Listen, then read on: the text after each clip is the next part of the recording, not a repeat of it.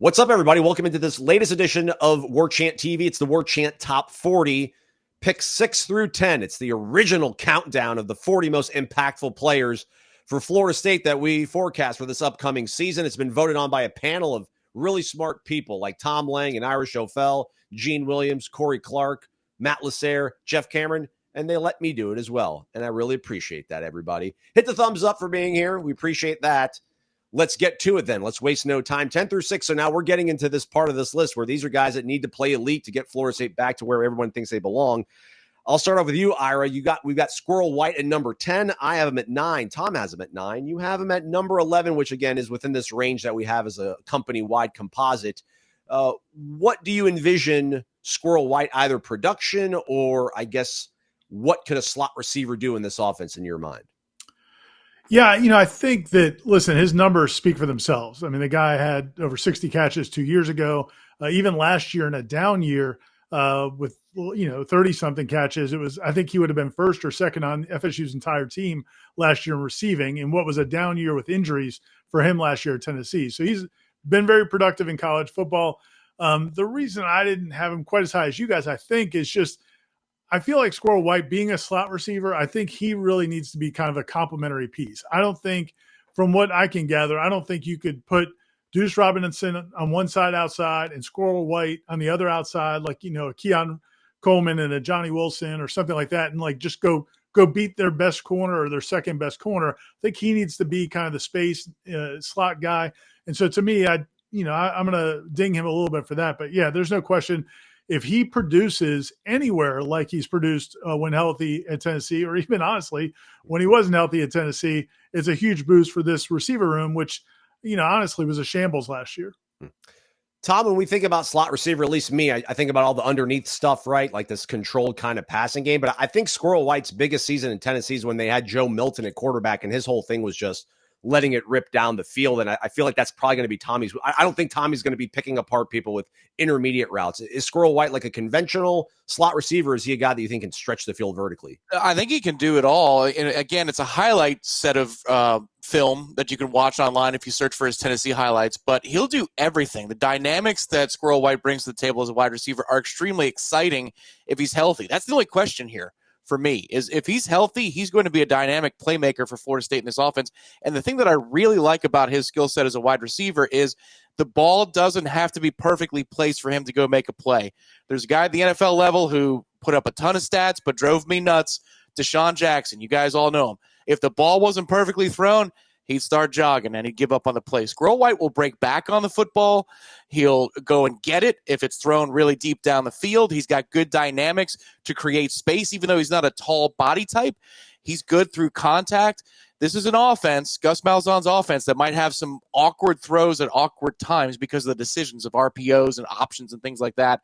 So you're not always going to have a perfect set of timing from quarterback to receiver. And then also Tommy Castellanos isn't the most accurate quarterback in the world. So I think this is an excellent fit for FSU. And you're right, Aslan.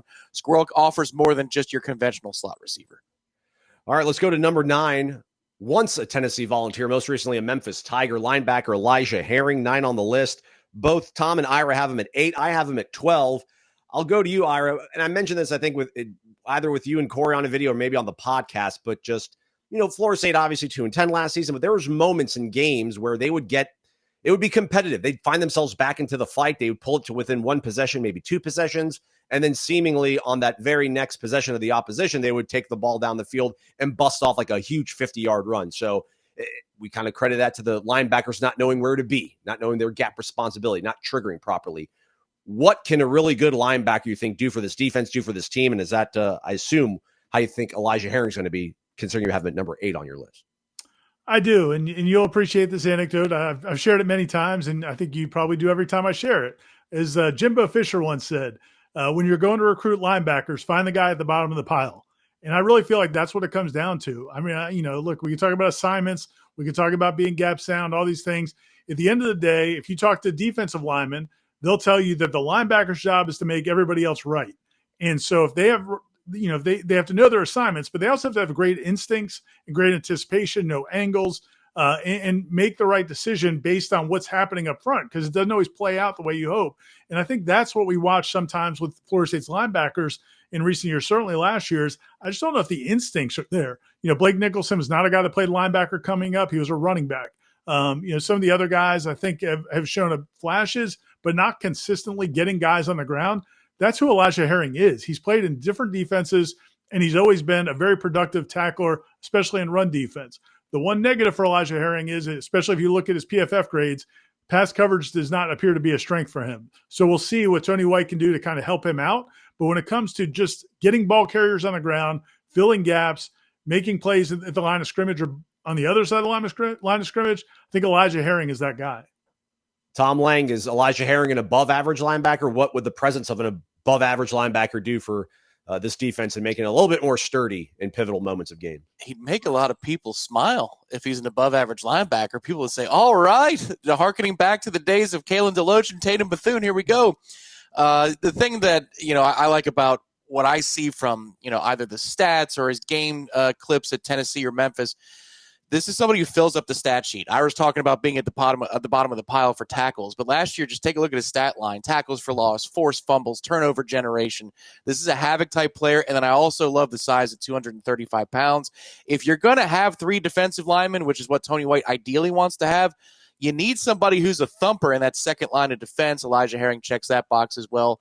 There is the concern on the coverage side of things, but it would be a sight for sore eyes if Florida State fans see a good linebacker, a physical linebacker, and then also one who's decisive and isn't caught in between. I mean, this is a totally different defense. There's going to be a lot of different things asked for him, defensive linemen and linebackers, but Elijah Herring, he's the odds-on favorite to be the anchor of that crew of linebackers, and I think that's why we all have him at the top of our list, at least within that segment group. Number 8, Micah Pettis, an absolute mammoth of a human being. 6'7", 355 pounds, been making his bones in the SEC of late, was the tackle for Ole Miss, finds himself in the portal. Really big get for Mike Norvell, Gus Malzahn, Herb Hand and company. Pettis checks in at number 8 on this list. I have him at 10, so does Ira. Tom, you have him at number 7 on your list, just a tick above Ira and myself, and also the composite. This speaks to, I assume, the need for this offensive line to really rise up, be close to elite, I guess, to find some sort of rhythm on offense. Yeah, or just, the best segment group on the offense that would go a really long way. They're going to be called upon a lot. And also the top line on the depth chart is going to be called upon. If they get into injury trouble this year, that could be a problem for Florida State. So again, the top 40 list for me is projected importance in this upcoming season. This offensive line and Gus Malzahn's offense is going to be especially important on the ground, pushing people around. He's got the size to do it. It just from the frame standpoint, he looks like the better NFL prospect at tackle on this roster than Gunnar Hansen on the left side. There's a lot to be said for what Micah Pettis could do for his checkbook, not his NIL or rev share checkbook, but his NFL checkbook if he has a very good year in Tallahassee. And again, yes, you're correct, Aslan. Just because of the nature of this offense and what they want to do, I skewed all of the offensive linemen probably a little bit higher than what the composite has.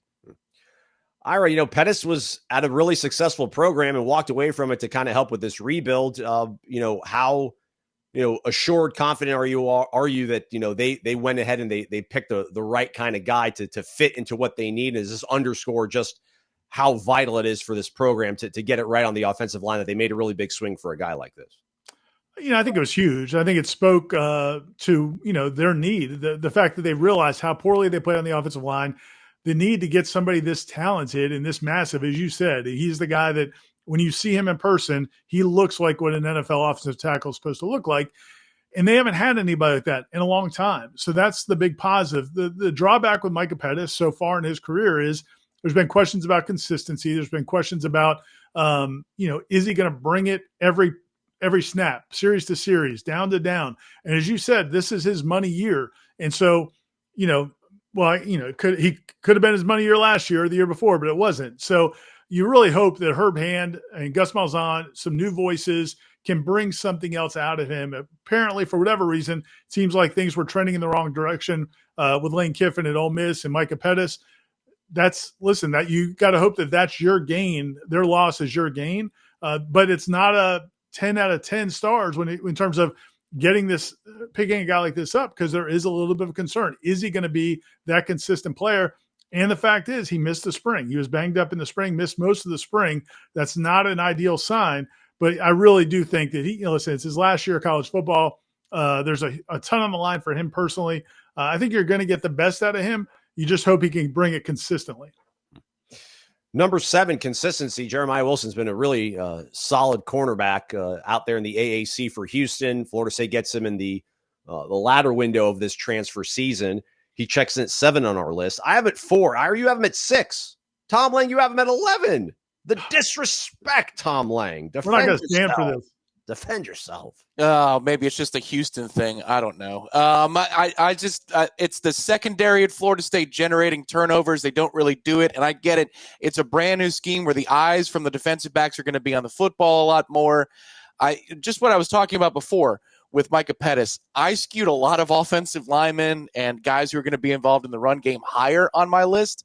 The defense is going to be so multiple that I wonder where some of these explosive plays are going to come from. But there's no doubt that Jeremiah Wilson produced a lot of those at his previous institution. So he could be the anchor. They clearly thought they needed an anchor at corner. I don't know that we expected that. Entering spring camp, certainly not. Exiting spring camp, they thought that they didn't see enough. But I think because of Gus Malzahn's offense and what's going to be required of those guys, I skewed offensive in my top 40, so my apologies to Mr. Wilson, especially if he balls out this year. Ira, it's such a tough position to play. Obviously, cornerback, you have to have a quick memory, you have to flush things. But, man, it would be really good to see somebody who's aggressive and is going to try to make plays on that side of the football. I could live with some of the negative plays, the chunk plays you would allow. If you can just get us, my goodness, get us an interception in the fourth quarter in a road game, in conference play in November. I feel like that could be a really huge factor into the way the season plays out. Feels like he gives you that kind of option. At least that's why I have him so high on my list at number 4. You have him at 6. Yeah, he creates turnovers. I think he had more created turnovers last year than Florida State's entire secondary. The thing about him is, you guys know me. I'm big on analytics, right? I'm all about the analytics. You know what the number one analytic for me is? When I go in the photo database from our wire services, and you look for cornerbacks making plays on the ball, you can look all day and you're not going to find any plays on the ball from Florida State's cornerbacks last year. They're just, that's never a photo. You can't find a photo in the database of Florida State's DBs making a play on the ball last season. Type in Jeremiah Wilson and you see a bunch of them. There's even interceptions that get called back by penalties away from the ball. He makes plays. He's a ball hawk. Now, the one thing I would say, though, we love talking to him. The interview we had with him was awesome. He's got a big personality. I think his teammates like him. I was talking to somebody in the program the other day, and they said the only concern they have is this all real? Like, is it for real? Because if it is, why isn't he in the NFL at this point? He's been in college football for a long time. Now, you can make a lot of money in college football now, so that might explain it. But that was their only concern is he's been great in terms of chemistry with the players. He's got a great attitude. He made plays last year at Houston. If he's all those things, then why didn't he go in the draft? So that's like this wasn't his position coach. It was just somebody in the program. So I think that's my only thing that's tempering my expectations. But based on what we've seen so far in the plays he made last year at Houston, man, I think it's a huge upgrade. And like Tom, I didn't know they were going to go corner, but I like what they did. So, based on what we know right now. I feel like, Ira, you're the designated break tapper in this program today. I like you're like, all right, they're going to be good, but let's also kind of factor some of the other things in. All right, Tom. So you said that you're skewing a lot of offensive players to the top of your list. We go to number 6. Got Gavin Sachuk, who was at Oklahoma. Florida State fans might be familiar with his game. He played for OU in that Cheez-It Bowl and ran kind of crazy. 6 on the list. Ira, you got him at 13. Tom, you have him at 10. I got him at number 2. Let me have a quick minute, and then you guys can gang up on me here. If this thing is going to work out, best case scenario, which I think that's what most of us are thinking when we project and we rank these guys in terms of the level of impact. Man, when Gus has had really great offenses, he has had this designated star kind of running back where it's consistently known, I can give this guy the ball, he's going to get me yards, whether it's Trey Mason, Kerryon Johnson, RJ Harvey. I know those are really big shoes and really big expectations to put on Gavin Sachuk, and he was battling some injury, so he might not quite be ready to take up that load. But gosh, they need a running back to emerge, to make this thing move at a really high clip. He seems to be the best candidate to do this. Is too grossly overrating what a guy who just showed up in the summer could be. Ira, you have him at 13, Gavin Sachuk. I mean, listen, if he ends up at number 2, I think that says all you need to know about this offense and the season, and it's a huge success with Gus Malzahn in this running game, because that would say tremendous things about him. I didn't have him low because I doubt him. I think he could be that kind of player. I love what he did at Oklahoma. I love the way he looked against Florida State 4 years ago in the bowl game in Orlando. So I'm not doubting him at all. It was kind of the same thing, and you and Corey and I talked about this in an earlier video, where I kind of faded Adrian Medley a little bit just because of the wins against replacement. Like, I feel like they do have a very deep running back room. Gus Malzahn has proven he's going to run the football pretty much no matter who he's got at running back. I think Tommy's going to open up so much for the running game because of his legs. So to me, I think Gavin Sachuk very well could be the best guy in that group. I think he could be huge, but I don't think you're screwed if he doesn't play well. Like, I think you do have Cromwell, you do have Roy Dell, you do have Singleton and Cam Davis, and those guys haven't shown enough yet. It's not like they're proven like he is, but I just feel like that room overall is pretty good. So that's why I didn't go all in on him. But listen, man, I hope you're right, because I think it'll be huge if he is that kind of player. Yeah, Tom, I just don't see a lot of guys having between 400 and 600 yards rushing on this roster when all is said and done. I think there's going to be a guy that's going to kind of hit 1,000 yards. Feels like Sawchuk's that guy for me, and that would probably make him one of the most impactful players on this year's team. You have him at 10. Yeah, ideally, Gus Malzahn wants to do that. His first couple of years at UCF, there was a bit of a split between running backs, but then once he finds a guy, he really wants that to be the featured player. And look, it's a statement in and of itself that after, again, spring camp, they say that they need to go back with all those dudes in that room and go bring in somebody else, Aslan. So I can understand the logic here, because he's an upperclassman. It's not somebody that you're investing in for, he's a redshirt freshman or something, and you think that you just got yourself a nice prospect. You bring him in to play right away. And the thing that I really like about Gavin Sachuk, again, Ira makes a great point about the wire services. For a lot of these players, because I do the B-roll stuff, and so we're like 35 to 40 on the list. I'm like, good God, there is nothing out there. So let's just get more photos of them next to the chain link fence walking into practice.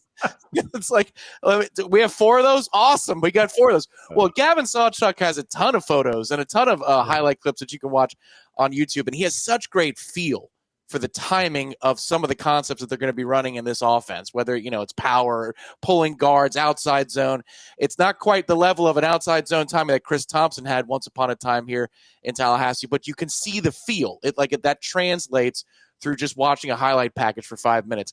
I'm excited to see what he's about, but because of the amount of players in the room, because he wasn't here in spring, I didn't have him higher inside the top 10, but I get why, Aslan, that you put him in the top 3. Yeah, and real quick on that, listen, if Cam Akers were here and you knew he was going to be 1,000-yard back, he would be number 2 or number 3 or maybe number 1. And that's kind of the problem is we just haven't seen Gavin do it here. But yeah, whoever is that guy, if somebody is that guy and he may be that guy, then number 2 is not grossly overrated by any stretch. Let me see real quick. I have it on my computer here. So we all had Trey Benson at 4 going into 2023. Right. Which, Trey was awesome, though.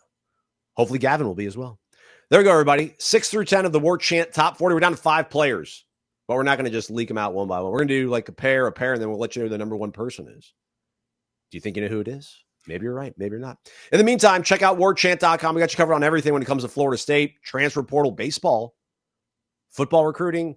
Also talk with all the greatest fans in college sports over on the tribal council of warchant.com. The On3 membership allows you access to go check in on what's going on maybe on the Miami message boards, the Clemson message boards. We took over Tiger Illustrated now, so we have that in the portfolio of the On3 family. Big things happening. Come join us. Let's have a good 2025, everybody. And let's hopefully these top 5 players that we're going to count down afterwards really help lift this team. For Tom Lang and Irish O'Fell, I'm Aslan Hajavani. Thank you for watching this edition of Warchant TV. Hit the thumbs up on the way out, please.